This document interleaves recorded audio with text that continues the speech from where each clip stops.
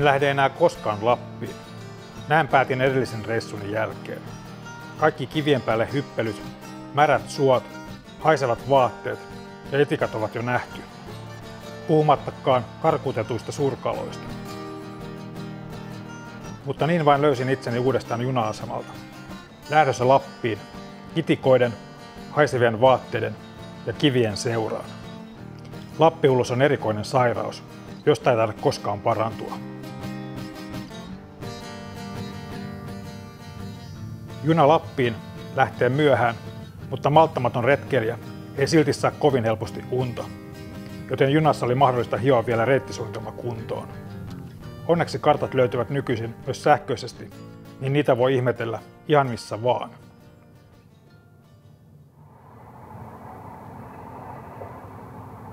Juna saapui Ouluun ajallaan. Honda Jazzin moottori murahti käynnistyksessä. Auto oli valmis ottamaan vastaan noin 800 kilometrin haasteen.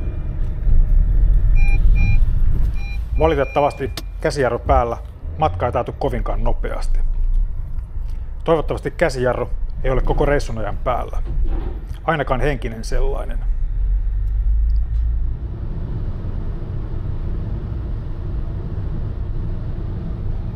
Jokaisella reissullani on jonkinlainen tarkoitus, tavoite tai haave. Tällä kertaa halusin ottaa reissun backraftin. Samoin halusin kalastaa pelkästään ultralight-perhovälineen. Alkuperäinen ajatukseni oli lähteä Itä-Finnmarkin puuttomalle alueelle, mutta sääennustus kuitenkin pilasi tämän suunnitelman. Tällä kertaa pysyn turvallisuussyistä puurajan alapuolella. Nonni, vihdoinkin on päästy perille. Sataa tiutti koko matkan Oulusta tänne ja alla vielä huonosti nukuttu junayö, niin tiukkaa teki, mutta perille päästiin. Kohdejärvi näkyy tuolla. Sellaisen päätöksen tein, että jään tähän tien varteen yöksi. Luvattiin aika huonoa säätä, mutta huomenna aamulla pitäisi olla parempi sää, niin kokeillaan, jos nukkuu tässä vähän ja huomenna sitten rantaan.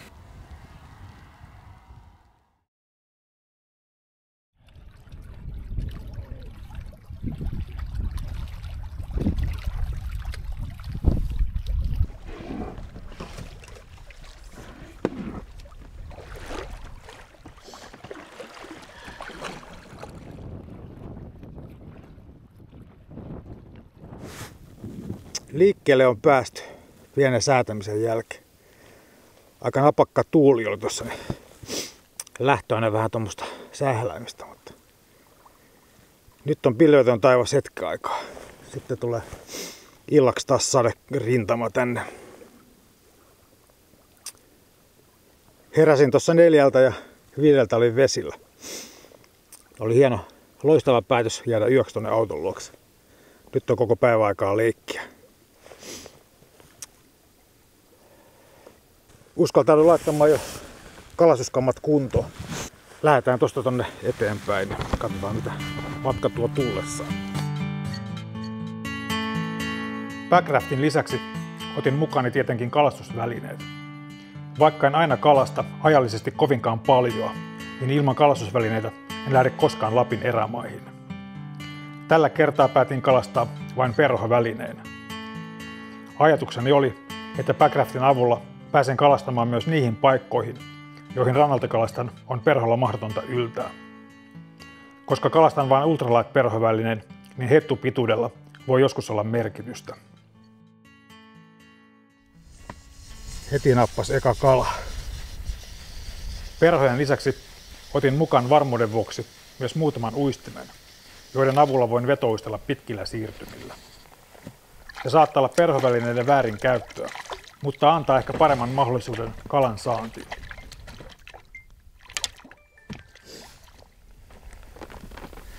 Jos tässä on aloitettava.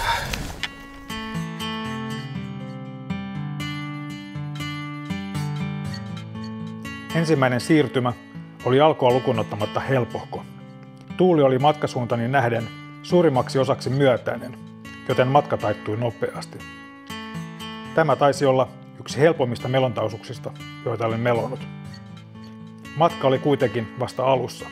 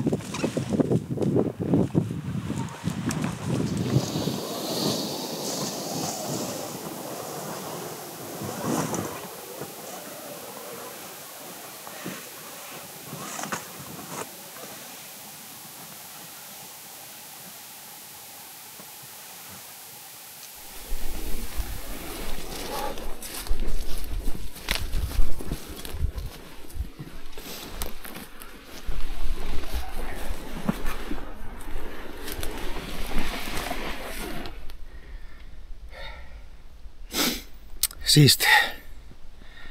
Ja puuskuttaa jo.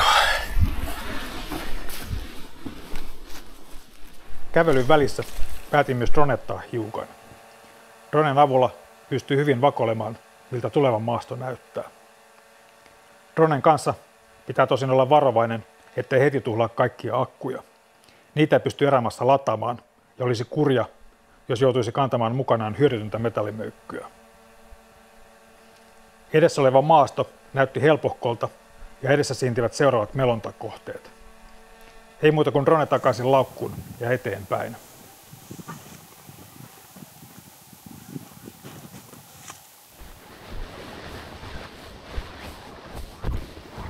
Nyt ruvetaan olemaan pelipaikkojen lähellä.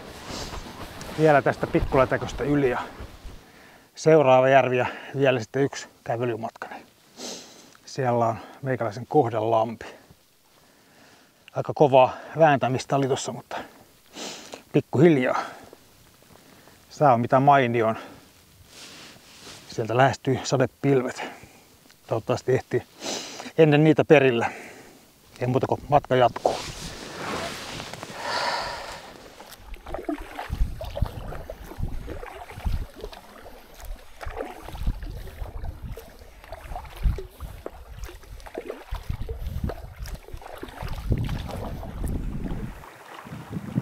Matkalla ehdin myös aloittamaan perhokalastuksen ja sainkin heti todella tukevan tärpin. Kalamiestaitoni tulivat heti esiin, jo alkumatkasta. Valitettavasti se oli vain maapallotärppi, eikä unelmissani pyörinyt suurkala. En halunnut menettää tässä kohtaa hyvää perhoa, joten hyppäsin takaisin backraftiin, pelastin perhon ja jatkoin matkaani. Matka ensimmäisen leiripaikkaan oli vielä muutamia kilometrejä.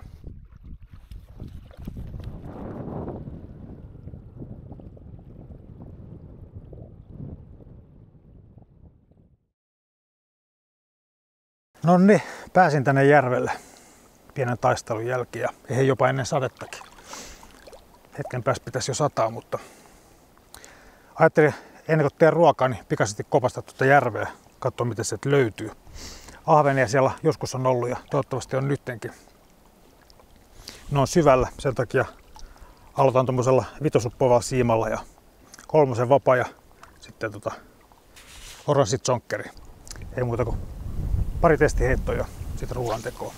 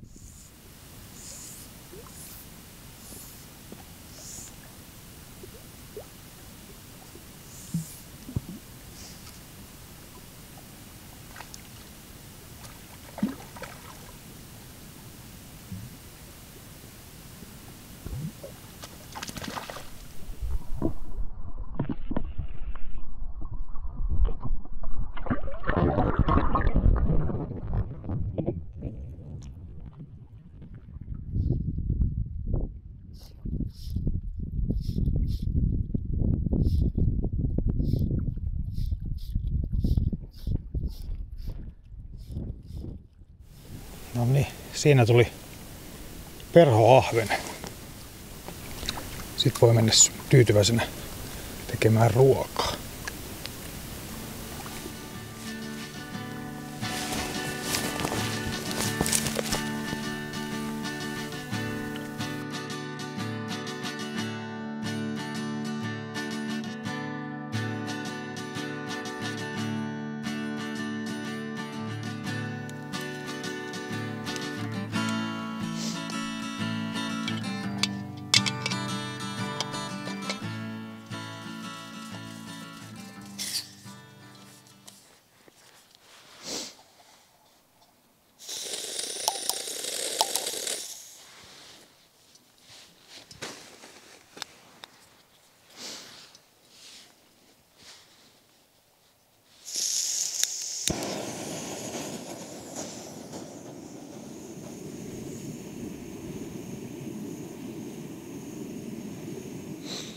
Pieni kahvihetki teltassa. Nyt se aloittaa pikkuhiljaa sen sateen, mitä säännöstukset lupas. Mutta ei se haittaa. Mulla on tommonen Ursuitin kuiva välipuku, niin menen silti kalastamaan, kun vähän lepään tässä. Semmoinen draama tässä mun reissussa oli, että mun pitäisi olla ihan muualla, missä nyt on. Mä suunnittelen aluksi, että mä menisin tonne Itä-Norjaan täysin puuttomalle alueelle, mutta se lupasi sinne niin huonoa säätä, lähinnä kovaa tuulta, että en uskaltanut tuon Backraftin kanssa sinne lähteä ja tyydyin sitten tulemaan tänne vähän alemmas. Sitten mä mietin myöskin, että olisi käynyt pitkästä aikaa Roston alueella, mutta tuntui vähän liian suolaisilta noin lentolippuja tai lentojen hinnat. Olisi mennyt 200 € lentoihin Kilpisjärveltä, niin ajattelin, että en raski sitä maksaa. Niin sitten tulin tänne Viesjärven alueelle. Tässä on pari tämmöistä lampea, jossa kävin joskus, piipahdin pikaisesti ja sain ihan mukavan kokoisia ahvenia ja ajattelin, että haluan saada perholla joskus ahvenia myöskin ja otin nyt perhokamat mukaan ja tulin sitten tänne kalastamaan. Toivotaan, että se onnistuu. Mutta nyt vähän kahvia ja lepoa ja sitten katsotaan, miltä elämä näyttää. Sitten hetki, mitä on odotettu. Ahvenen kalastusta Tunturijärvellä. Perholla ja Backraftia apuna käyttää. Mulla on tässä 2 settiä, mitä mä oon virittänyt tähän kakkosluokan setti pintasiimalla. Ja sitten toi mikä mä jo koeponnistin tossa, niin 3. setti uppoavalla siimalla. Tää 5 tai 6 uppoava siima, en muista kumpi se on. Näillä yritän saada kalaa. Kalat on todennäköisesti tuolla vähän syvemmällä, niin en ole varma saako tällä pintasysteemillä mitään, mutta laitetaan tommosia painotettuja striimereitä sinne, niin katsotaan josko kävisi flaksi. Mutta aloitetaan kalastus. Katsotaan miten sedän käy.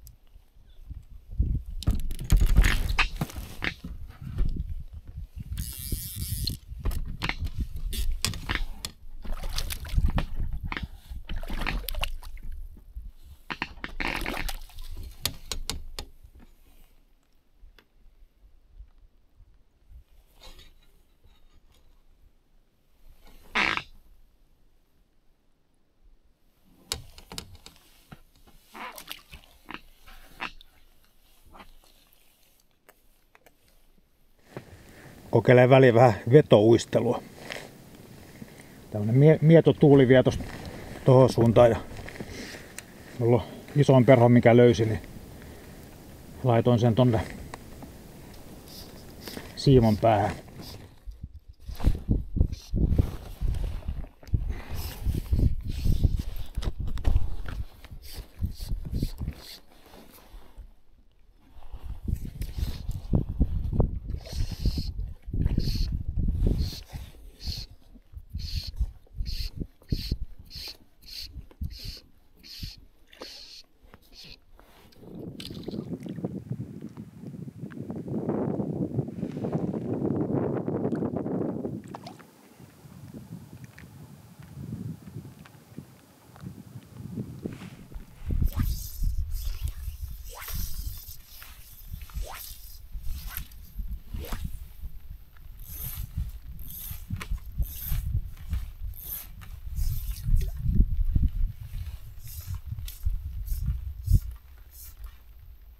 Katsotaan tuleeko hauki nyt. Nyt se ahven on.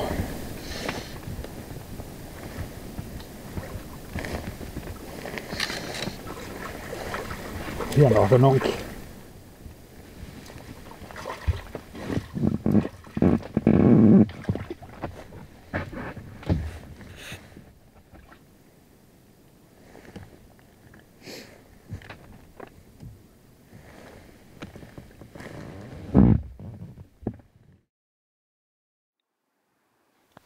Perinteisen telttaraportin paikka. Miten on päivä mennyt? Pääsin aika nopeasti tälle Pääjärvelle tai Pääkohdelammelle. Mulla oli siis tarkoitus tai haaveena, että pääsis kalastamaan perholla ahvenia. Meillä on mielellään tommosia mukavan kokoisia ahvenia ja muutamia sainkin sitten ihan ok kaloja. Mulla oli tommonen kakkosluokan vapa pintasiimalla, niin siihen oli vähän vaikea saada ottamaan kaloja, kun se ei jaksa heittää kauhean painavia perhoja, niin ei niitä saanut tarpeeksi syvälle, mutta sain mä silläkin jonkun kalan kuitenkin. Mutta syvällä oli ahvenet ja isoilla striimereillä tai isohkoilla, mun mittapuun mukaan isoilla striimereillä, kun kalastan UL-vavoilla, niin syvällä kun uitti, niin sieltä tuli aika paljonkin tapahtumia. Ja valitettavasti myöskin muutama äkäinen hauki, että muutama perho meni sinne haukien suihin. Mutta kiva päivä. Paljon on liikkunut, mikä on tosi kiva asia. Ja ehti kalastaakin sen pari tuntia. Ja huomenna sitten pitäisi päättää, mitä tekee. Onko hylkääkö Packraftin tähän ja lähden vähän vaeltelemaan vai kantaako Packraftin vielä seuraavalle lätäkölle. Siinä onkin isoja päätöksiä. Mutta katsotaan mitä tapahtuu. Yöllä pitää sitten päättää miten tekee tai viimeistään aamulla. Ja sade pitäisi loppua sitten huomenna aamulla. Että huomenna ei tarvitse sitten kikkailla sateen kanssa. Ei muuta, katsotaan mitä tapahtuu huomiseen.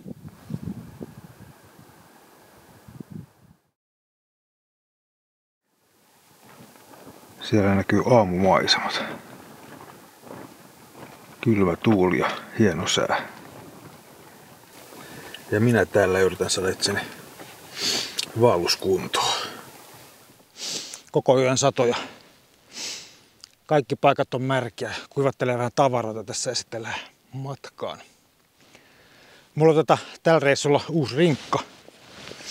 Ostin tämmösen kilon painava 55 litrasen ultralat rinka ja sitä testailen tällä reissulla. Ja toinen uusi juttu mulle, niin kannan eka kertaa, tai itse asiassa toka kertaa elämässäni tämmöstä tai juomapullo, missä on vedenpuhdistin tuossa päässä.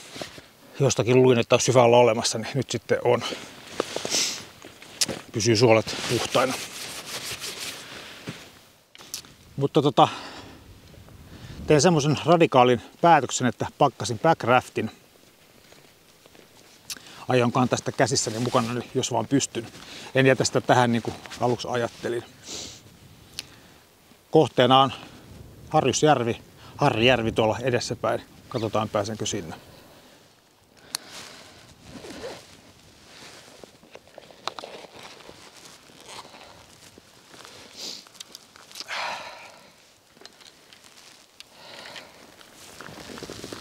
Kiitos ja näkemiin.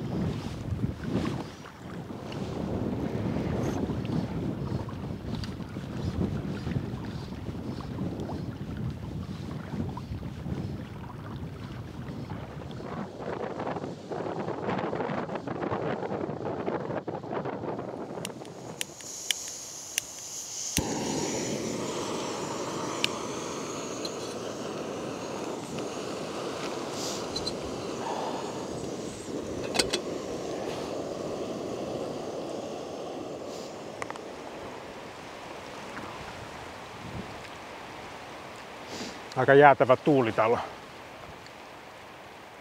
Ihan hillillä. Puolesvälissä matkaa. Vielä muutama tunti, niin sitten ollaan Kohdejärvellä.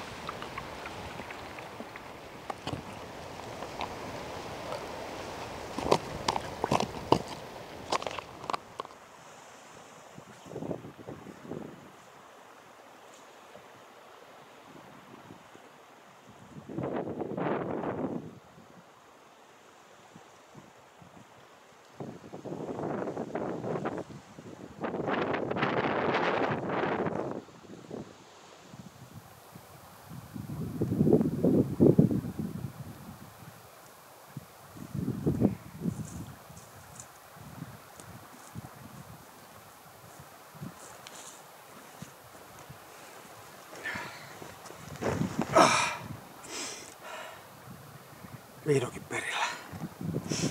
Olipa se raskasta.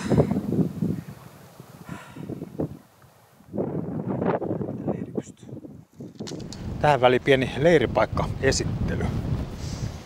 Ensiksi mä esittelen mun Kohdejärve. Tän lampi. Tuolla on mun kotikoski. Sieltä tulee joki tuohon ja laskee tähän järveen. Ja sitten tuolla järven toisesta päästä se joki jatkaa matkaansa.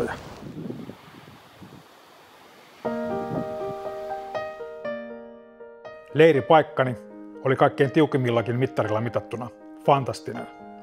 Maisemat hivelivät silmiä. Sielossa oli kuitenkin pienoinen kaipuu ylemmäksi erämaahan, mutta tällä kertaa mennään näin. Kovan tuulen takia on parempi pysyä puurajan alapuolella. Kalastuksellisesti paikka on myös mielenkiintoinen. Kotilampeni laskee pieni puro ja siitä myös lähtee sellainen. Puron varrella oli muitakin mielenkiintoisia lampia. Yleensä tämän tapaiset paikat ovat myös kalastuksellisesti hyviä. Nyt pitää vain toivoa, että tuuli laantuisi, jotta voisi kalastaa Backraftin avulla. Hieno sää, todella kova tuuli. Onneksi ei tarvii nyt olla missään isommalla lätäköllä Backraftin kanssa temppuilemassa.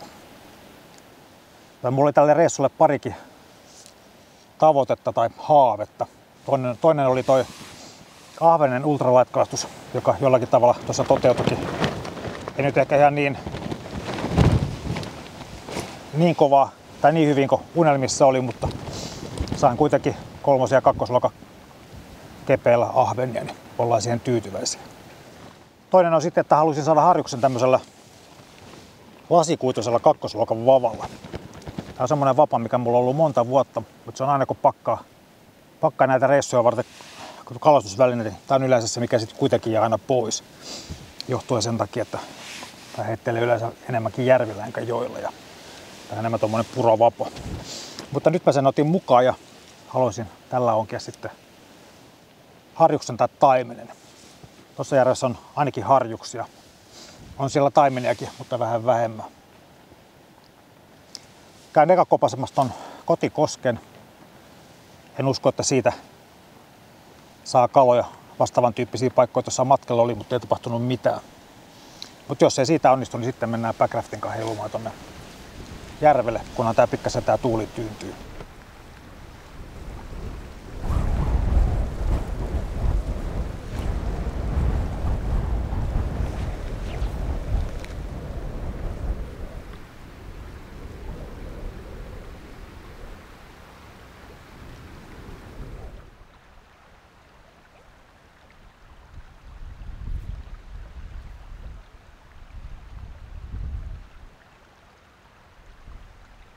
Kotikoskeni ei tällä kertaa antanut minulle kalaa.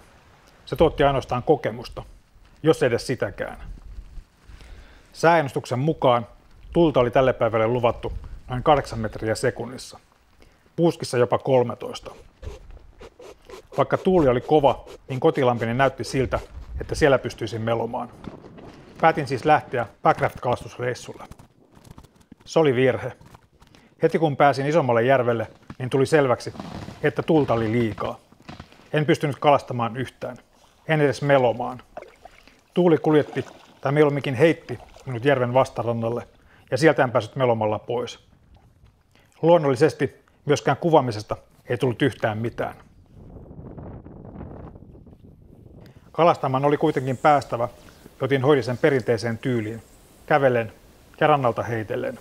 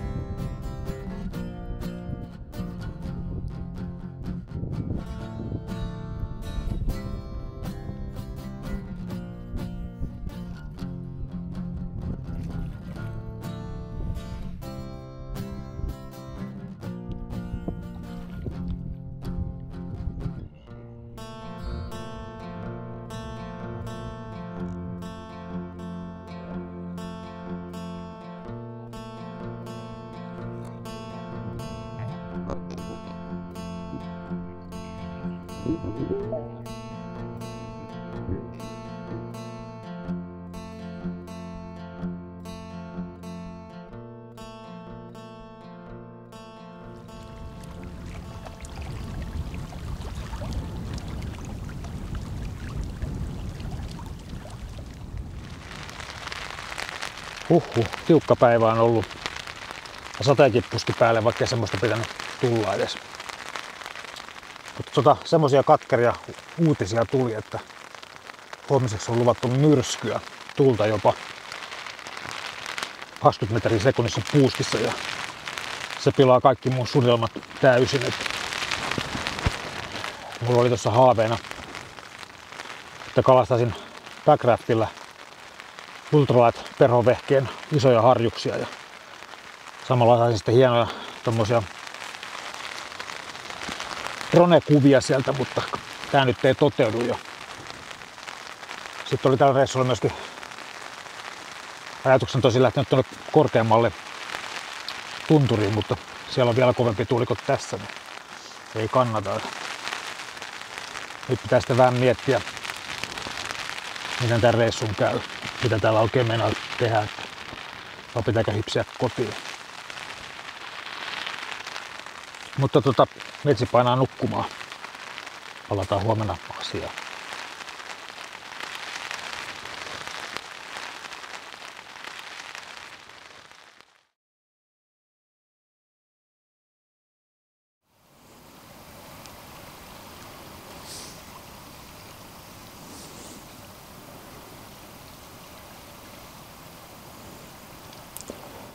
Taas yksi paratiisi aamulähdössä käynti. Tyyntäinen myrsky. Pikkuhiljaa alkaa tuuli. Tässä pikkulätäkössä näyttää ihan hyvälle, mutta tuolla isolla puolella tuulee.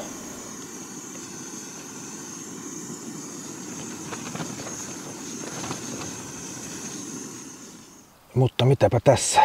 Ihan hyvä fiilis.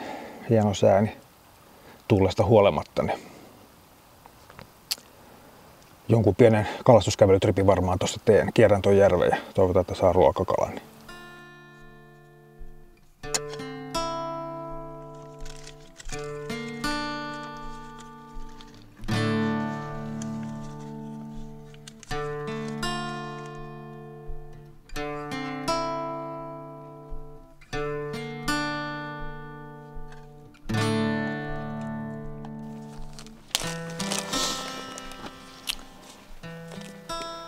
Sitten vielä päälle sokeria, niin ollaan niin sanotusti ready to go.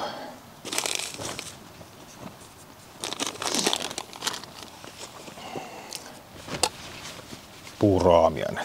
Tästä se elämä alkaa.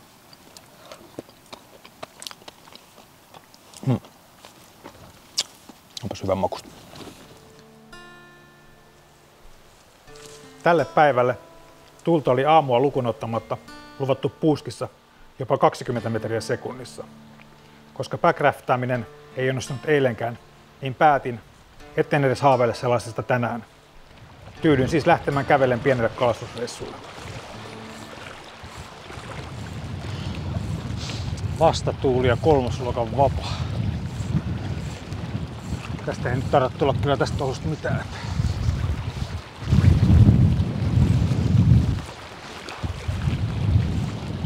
Pitää mennä tonne toiselle puolelle.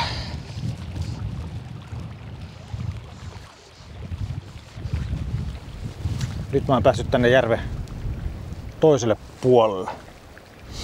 Täällä on pikkasen siedettävämpi tää tuuli, mutta kuitenkin vielä ainakin tässä kohtaa aika kova. Säitä ei voi valita, mutta aina voi valittaa. Erämiehen tärkein sääntö. No, mä rupean louhimaan tuosta streamerillä järveä. Katsotaan mitä tapahtuu. Kalastus ei tällä kertaa syynyt, eikä itsellänikään ollut siihen oikein fiilistä, kun haaveessa ja tavoitteena oli ihan toisenlainen kalastus. Tein kuitenkin pakolliset heitot ja päätin mennä telttaan mököttämään. Tästä päivästä sai suosiolla tulla telttapäivä. Makoilen teltassa ja huolan itseni kuntoon.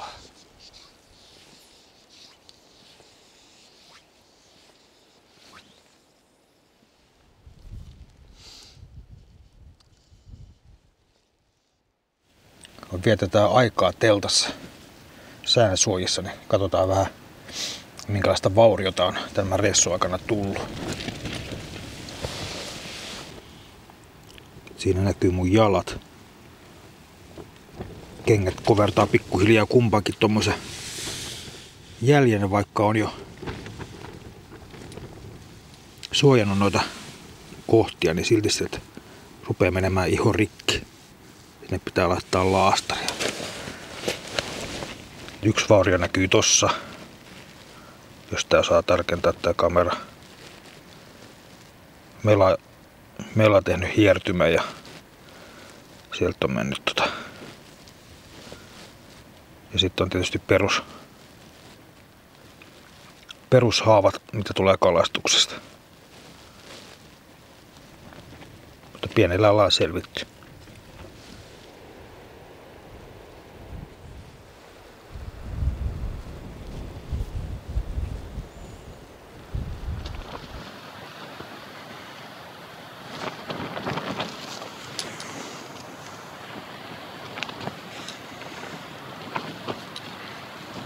Siellä on mun vieraat.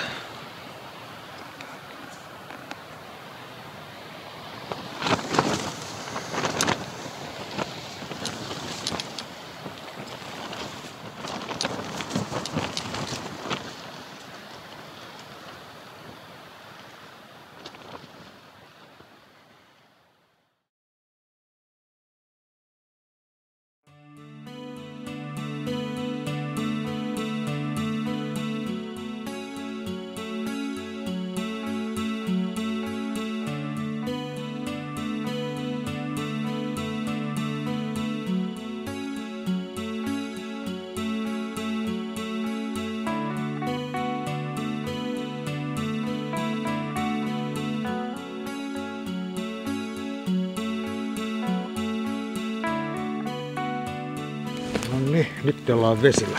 Auringon nousu aika. Nyt on tyytynyt ilmakin vähän.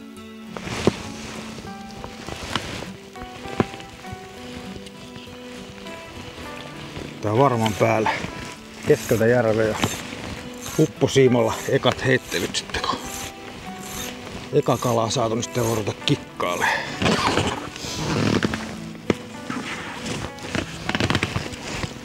Tässä on tuulen nopeuskin sen verran hyvä, että tässä on harrastanut perhollakin vetouistelua.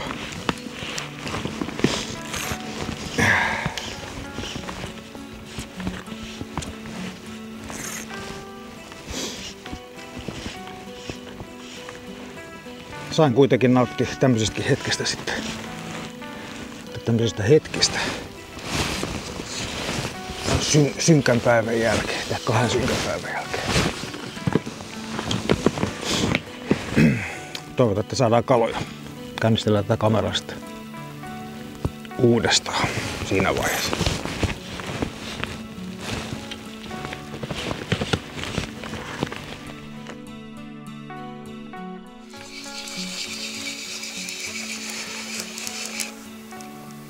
Kyllä siellä joku on, mutta olisiko hauki?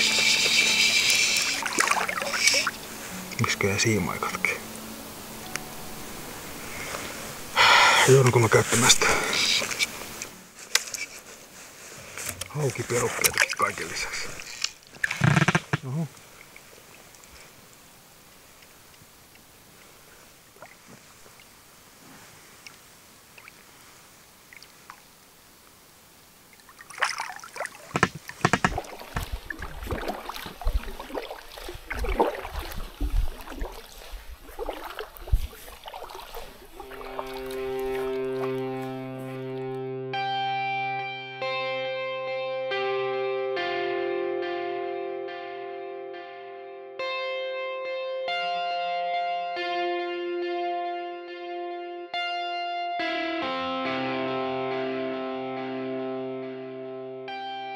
Dronettaminen, backraftaus ja perhokalastus ovat kaikki mielenkiintoisia ja hienoja lajeja. Yhdessä ne ovat kuitenkin aika hankala yhdistelmä. Pienikin tuuli painaa backraftia nopeasti eteenpäin. Ensin yrität saada itsesi asianmuotoa kuvaan siten, että sen kompositio on edes jollain tavalla siedettävä. Sitten pitäisi säätää valotus ja kaikki muu kuntoon. Sitten kun dronen kamera on ok, pitäisi saada kiireellä perhovapa käteen ja heitellä muutama näyttävä heitto. Yhtäkkiä huomaatkin, että olet jo valunut pois kuvista. Kaiken sähläämisen keskellä pitäisi vielä varoa, että perhosiima ei osu dronen potkureihin. Tai perhon koukku ei mene backraftin ponttoonin läpi. Haastava yhdistelmä.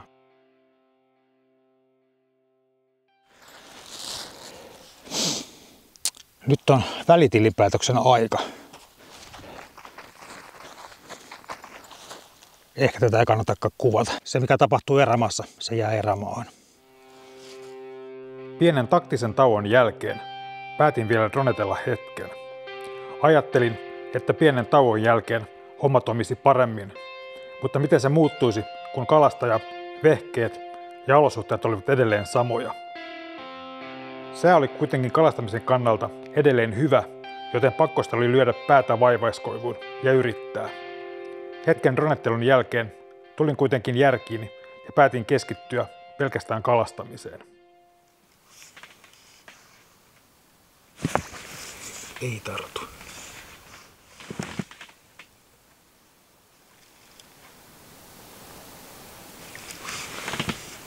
Tous.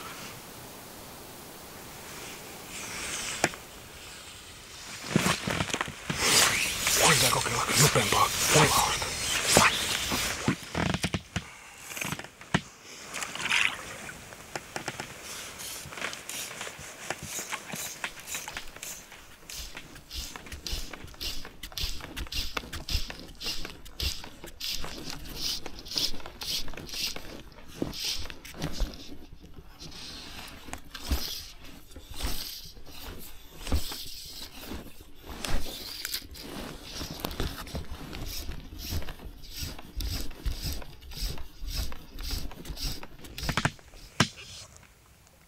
Nyt on harjuskin. En käytä videossani kovinkaan paljon hidastuksia. Tällä kertaa ajattelin kuitenkin fiilistellä vähän ja antaa pääosan veden valtialle, tuntireven harjukselle. Valon tanssissa kalan ympärillä on hyvä miettiä, kuinka etuoikeutettu sitä on, kun voi käydä kalastamassa tällaisissa paikoissa, joissa ei näe juurikaan ihmisen jälkiä. Täällä on hyvä muistaa se, että ihminen on erämaassa vain vieraana. Erämaassa kannattaa käyttäytyä sen mukaan. Ei kannata sotkea tai tappaa kaloja yli oman tarpeen.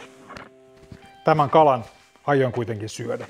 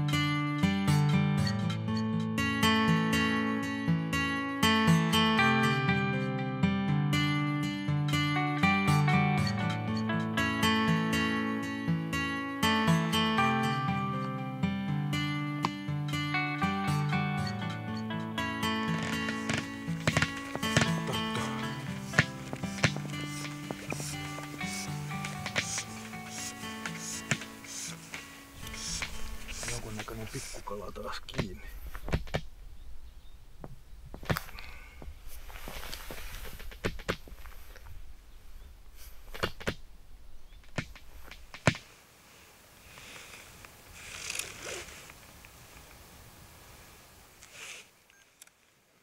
Katsotaan, saisiko se kuva.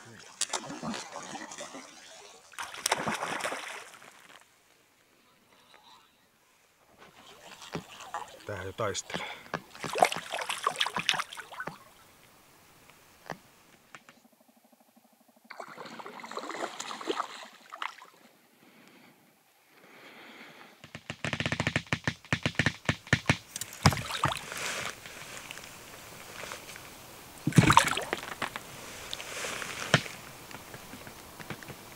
Lasikuituharjus.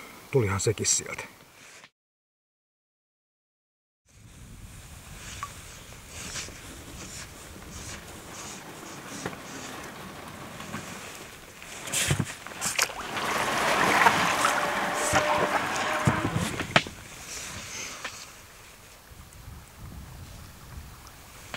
Hyvin se ainakin vetää.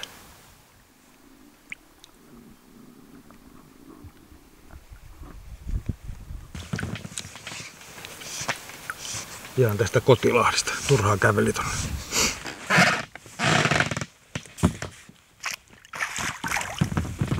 Katsotaan minkälainen hirviö sieltä tulee. Sain kuin sainkin pienen lasikuituvapaani mukavan kokoisen harjuksen. Vain kivenheiton päästä teltastani. Pieni lasikuituvapani on kalastettaessa melko löysä ja tunnoton, mutta kalan kanssa se taas loistaa väsytysominaisuuksiltaan. Sen notkea olemus varjelee ohutta peruketta katkaamiselta. Vapa joutuu koville järven ison asukin käsittelyssä, mutta se kestää.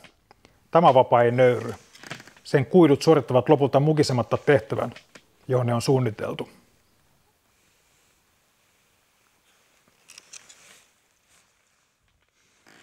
Nyt on sitten käyty aamukalastukset hoitamassa pois alta. Oli ihan mielenkiintoinen sessio. Oli tosi mukava meloskella tuolla lammella, kun ei tuuleja.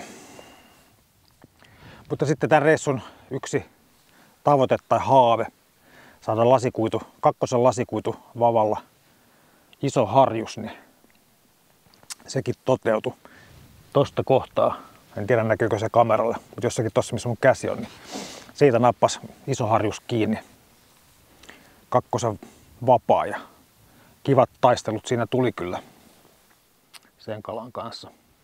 Se valitettavasti pääsi karkuun. Just kun mä sitä otin kiinni siitä, niin lipsahti jotenkin ote, niin se pääsi karkuun ja jää nyt sitten erätarinaksi se kala. Sillä ei sinänsä ole väliä. Tässä ei haeta internet-sankaruutta ja se kala olisi joka tapauksessa päässyt takas, koska se ruokakala jo oli olemassa. Noin isoja kaloja mä en yleensä viitti syödä yksin, kun niitä ei jaksa syödä. Mutta hieno päivä, tai hieno aamu. Päivähän on vielä jäljellä. Nyt pitää tehdä sitten kalan ruoka ja katsotaan sitten, mitä tekee seuraavaksi.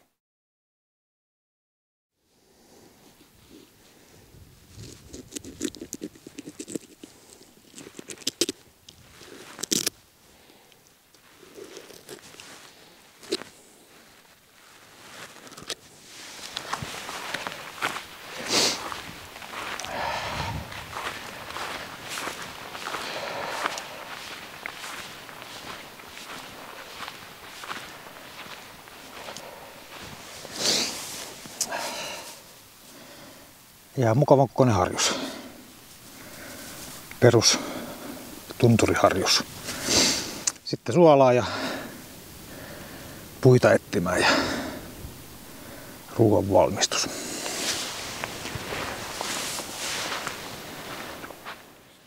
Tällä kertaa ei mitään erämiestaitoja. Mulla on tommonen sytytyspala, joka ei suostu palamaan.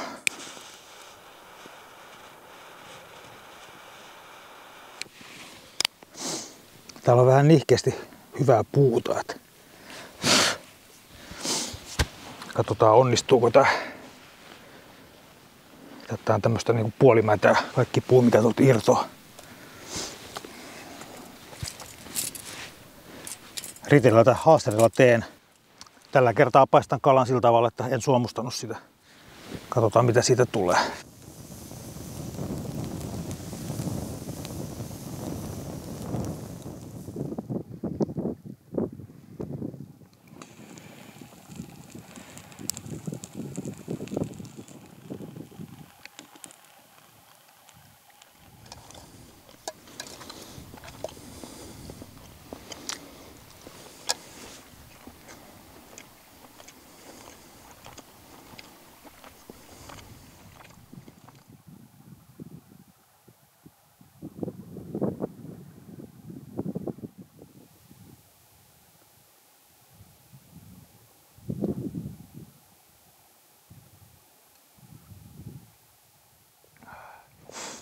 Tähän väliin pieni kama-info. Mulla on tällä kertaa mukana tämmönen vedenpuhdistuspullo. Litra on tommonen silikonipullo ja tuolla on vedenpuhdistin. Minkälainen tätä on ollut käyttää? Tähän mä oon ollut ihan tyytyväinen. Mulla oli aikaisemmin semmonen pilli, mistä imetään ja se oli vähän hankala. Tää on mun mielestä paljon parempi. Sopii hyvin henkilökohtaiseen käyttöön. Ja ehkä parillekin ihmiselle, jos täältä ruskuttelee vettä mukeihin sitten, eikä juo tästä. Mä oon edelleenkin sitä mieltä, että näissä Lapin lammilla ja järvillä niin on sen verran puhdas vesi, ettei täällä ole pakko käyttää tämmösiä. Mutta tää on toisaalta aika halpa vakuutus sille, että jos jotain sattuu sattumaan, niin ei ole oikeastaan mitään syytä, miksei tämmöistä ottaisi mukaan jonkunlaista. Tää on siitä näppärä, että kun se juomapullo tarvii joka tapauksessa ottaa, niin tässä tulee samalla se juomapullo. Jos tarvii leirissä vettä, niin sen voi tuoda tässä tällä tavalla mukana. Että ihan hyvä ja edullinen tuote ja vesi maistuu hyvälle tämänkin läpi. Nopeasti pari sanaa tästä rinkasta ennen kuin lähden liikkeelle. Mulla on tosiaan tällä reissulla uusi tämmönen ultralight rinkka. Osprey on joku malli, jonka nimeä en muista. Tää on 55 litrainen ja tää näyttää tosi täydeltä, niin kuin se onkin.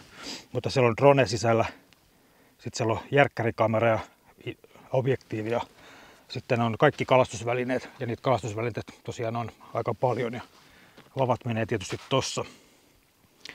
Tää on 55 litraa ja se on mun reissulle tosi passeli. Ilman tätä hörhöosastoa niin siinä mahtuisi kevyesti kaikki retkeilyvälineet ja viikon reissu pystyisi tekemään helpostikin.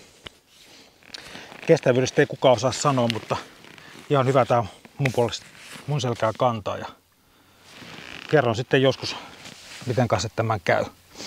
Tuleeko meistä pitkäikäisiä kavereita vai onko tämä tämmönen lyhyt tuttavuus.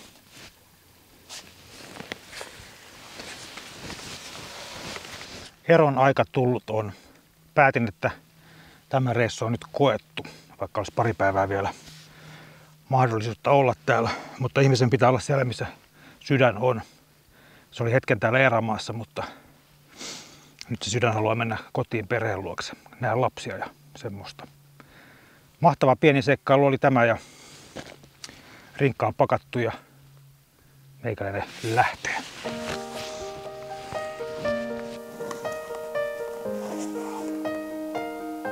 Tämä oli pieni hyvä reissu. Ei ehkä yllä top 10, mutta tähän kohtaan oikein kiva rypistys. Näiden päivien aikana tuli koettua Pienoiskossa kaikki se kiva, mitä erämaassa voi kokea. Hyvää ja huonoa säätä, pari onnistumista ja hieman epäonneakin. Tämän reissun tavoitteet tai haaveet eivät ehkä toteutuneet ihan sillä tasolla, jossa ne unelmissani olivat. Mutta onhan noita koettu jo aikaisemminkin. Joten ollaan tyytyväisiä siihen, mitä erämaa tällä kertaa tarjosi. Tälläkin kertaa se tarjosi hyvän tauon omasta työstä ja arjesta. Vaeltaminen ja kalastaminen vaikeassa maastossa on sen verran intensiivistä, että arki jää saman tien taakse. Metsässä rypeminen on parasta, mitä ihminen voi lomallaan tehdä. Kalojen määrä tai koko ei tällaisella reissulla ole minulle koskaan ollut oleellisinta. Nytkin kalastin loppujen lopuksi paljon vähemmän kuin ajattelin. Mutta halusin kuitenkin kalastaa sen verran, että saan myös kalastusta tähän videoon. Kalastus on itselleni mukavaa ajanvietettä ja sen avulla näkee erämaan vähän eri kantilta kuin pelkästään kävellen. Lopuksi haluan vielä kiittää perhettäni, että sain tämän mahdollisuuden. Kokea hieman erämaan rauhaa ihan itsekseni. Kiitos myös niille katsojille, jotka jaksavat katsoa tämän kokonaan. Paljon jää tapahtumia näyttämättä, mutta niitä vilattelen ehkä tulevissa videoissani. Kaikki muu jää minun ja erämaan välillä.